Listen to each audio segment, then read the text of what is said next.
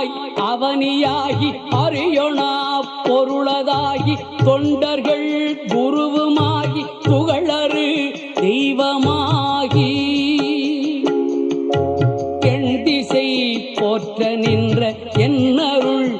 ஈசனான தென்திரள் சரவணத்தான் தினமும் என் சிரசை காக்க அண்டமாய் அவனியாகி அறியொணா பொருளதாகி தொண்டர்கள் குருவுமாகி புகழறு தெய்வமாகி எண் திசை போற்ற நின்ற என்னருள்